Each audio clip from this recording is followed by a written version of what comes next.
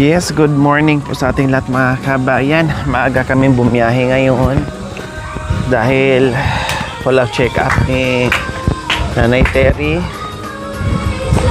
Tapos dinaanan muna namin si Nanay Gemma. Aray, nandyan kasi Nanay Gemma mga kabayan. Hoy! Atay, akala ko nakabihis ka na. Aalis na ba tayo? Eh, hindi pa. Mamayang gabi pa tayo aalis. Ang gabi natin mong budang. Budang. Nakita ko sa budang, nandyan. Oo. Alis na tayo, Naglaba ka? Ano? Anong oras ka naglaba? Ikaw ano? Ha? Ay, nagbebeta ng babe. May? Babe. Babi, saan galing? Eh, binibeta ng pisa niya.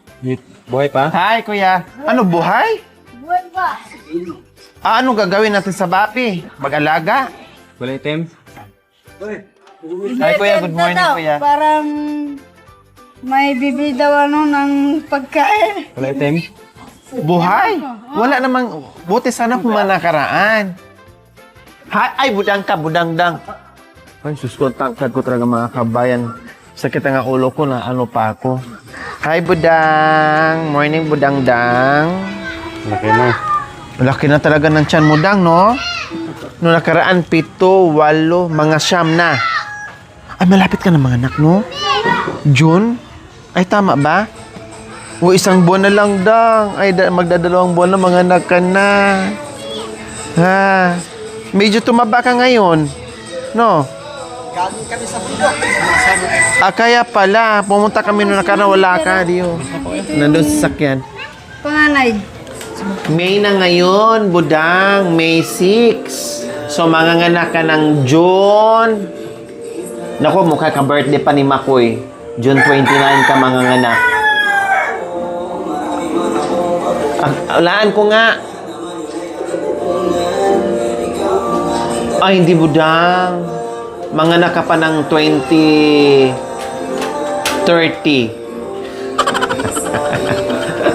Paglabas niya, nag-aral na siya, budang. Pumunta pala to sa bundok, mga kabayan. Mainam kasi nakalakad-lakad siya. At least, hindi siya mahirapan pag nanganak. Madali siyang makaanak, mga kabayan. No? Madali siya. Hindi siya mahirapan sa paglibor niya. Kasi kung hindi siya mag-exercise at hindi rin niya gagawin, no, mahirapan din siya maglibor. Kaya tama lang, lakad-lakad ka dyan, ha? Huwag ka puro higa, huwag puro kain. Iwasan mo muna mag-soft drinks kasi malapit ka ng mga anak. Baka yung bata mo, lulubo, mahirapan ka. Eh, first baby mo pa naman. Lakad-lakad ka lang, ha? Pero kung kaya mong tumakbo ka.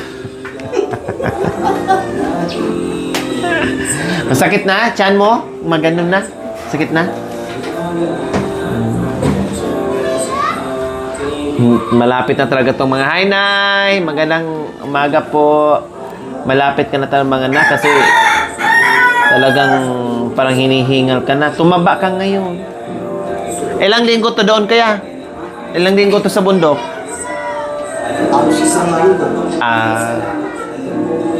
Pagpunta doon, lakad siya. Pag-uwi, lakad din.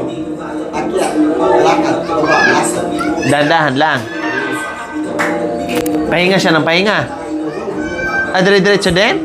Kaya din niya? Galing mo maglakad. Ang meron pala tong nilambing sa akin. Nakalimutan ko na. Ano nga ang kailangan nito? Kuna.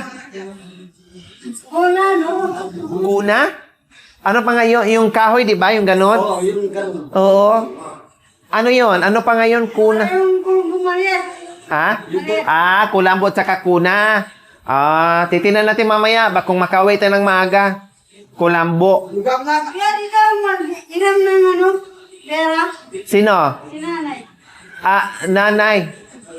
Ako. Nanay mo o nanay ni Kuya Bigay?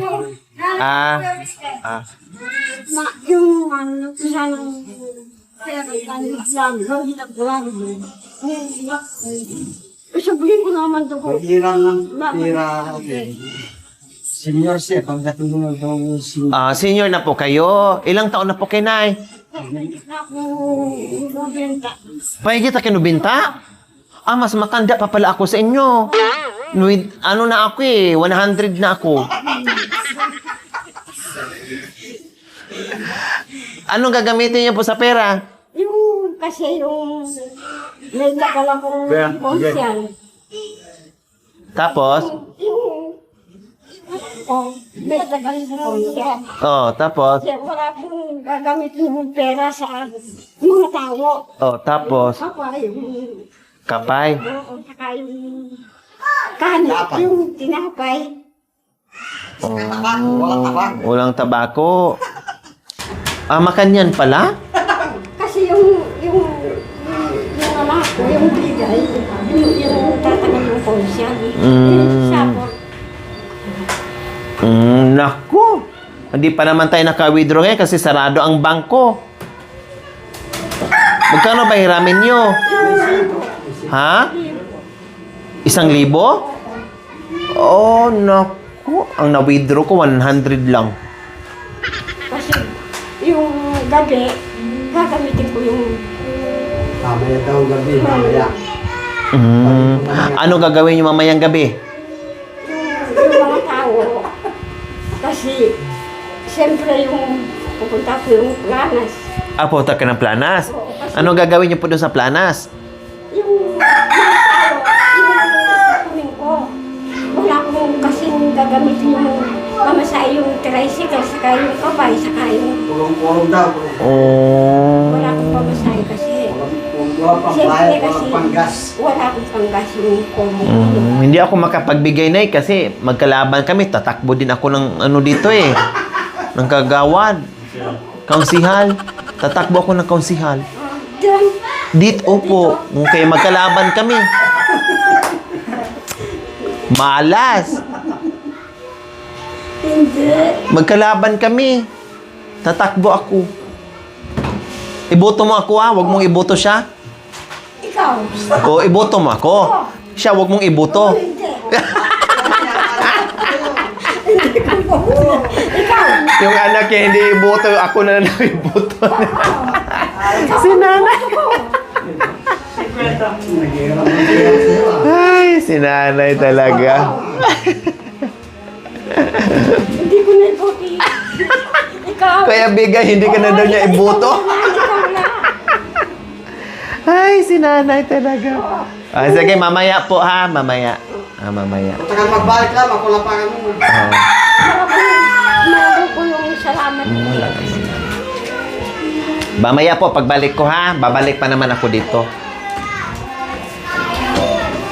Very supportive si nanay. Very supportive si nanay kay Kuya Bigay. Ako, Consita Dula, ako. Consita Doya. Bakit ayaw yung tumakbo ng mayor? Nanay ni Kuya Bigay, mga kabay. Ano yan? Ay, patingin nga ako. Wow! Handang-handa na si Budang sa kanya. Ito yung gusto, mga kabayan. Kahit gaano kahirap yung buhay, alam mo, kahit gaano kahirap yung buhay, pero magagawa ng paraan. Kung hindi kaya ng isang bagsakan, unti-unti, katulad nito, di ba? Nakakatuwa naman kasi kahit papaano may mga newborn, mga dress na mga lampin, di ba, mayroon pang ganito, Diyos ko, sayang dang, no? Dati mayroon nagpapadala sa akin, ang dami nagpapadala sa akin ng ganito. Pero kung magbukas ako ng kahon, kung meron dang, bigyan kita ulit pang baby.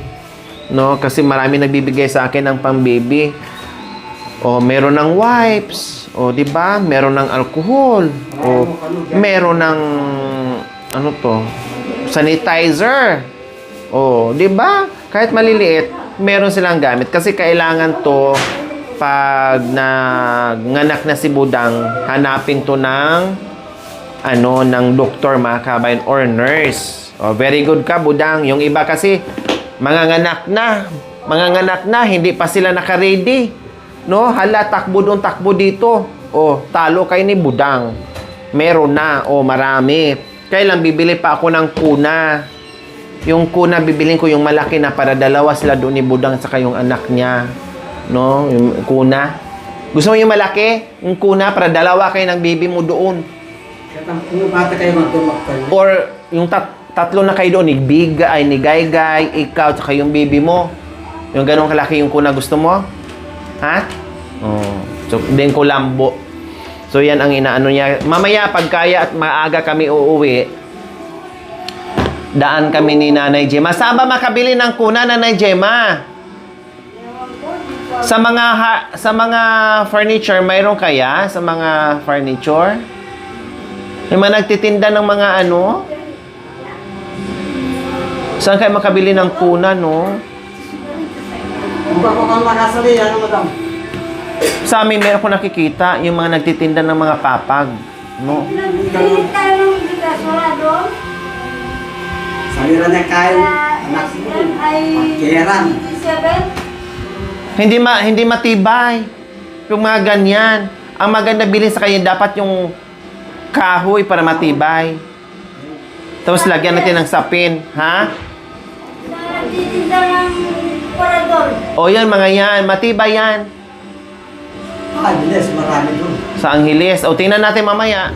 Tapos sa akin. Oh, Oh, Ay! Aday! napapahiya ko. O, umay ka muna. Huwag ka muna mag-UC, ha? Kung pupunta tayo sa doktor, maamoy ka. Hindi ka malang yumakap ni Kuya Bigay at saka ni Ate Gemma? Nagkasakit yan. Napanood nyo? Nagkasakit yan kasi lumaklak ng maraming soft drinks. Dalawa sila ni Mami D. Hindi ko alam. Kasi maraming soft drinks doon sa kabilang bahay. Nakita nila ni Mami D. Aba, tinungga nila ng tinungga.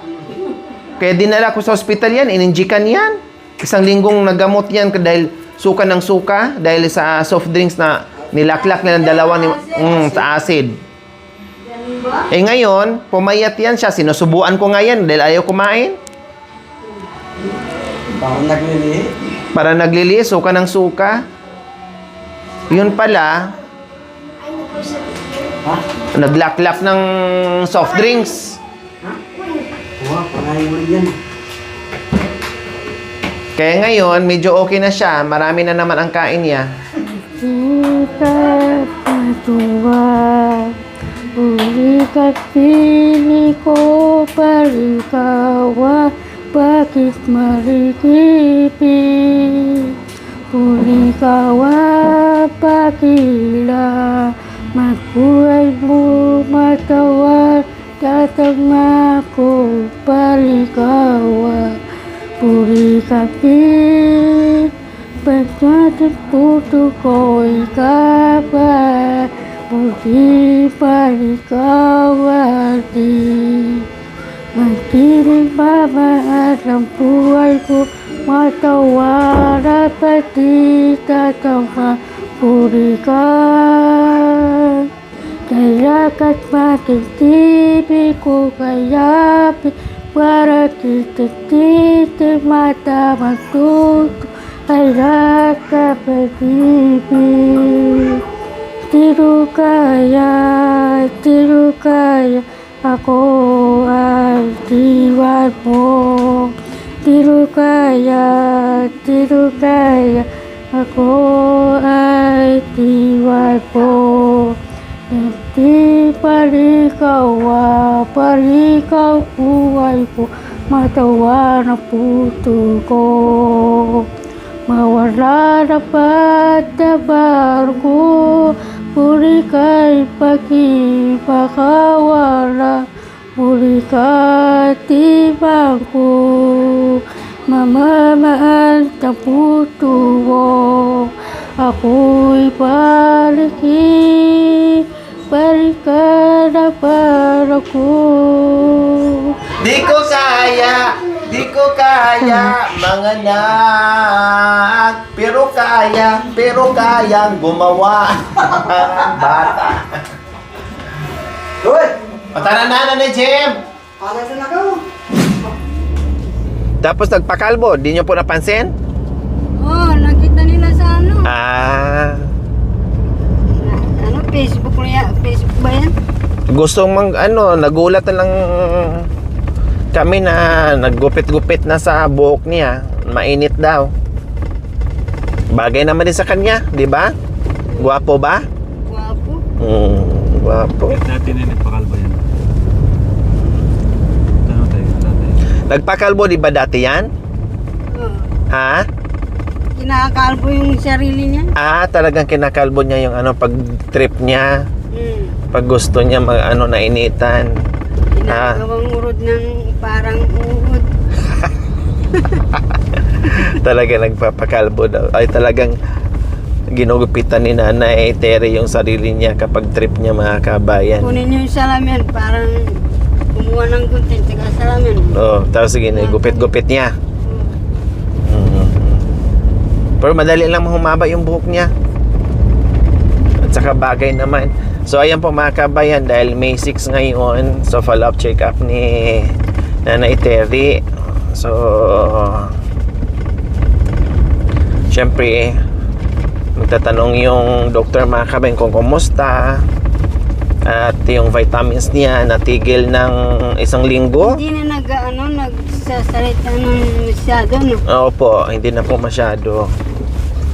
So yung niya, yung gamot niya, mga kabayan, natigil nung sumakit ang sikmura niya na nagagamot siya, mga kabayan, no?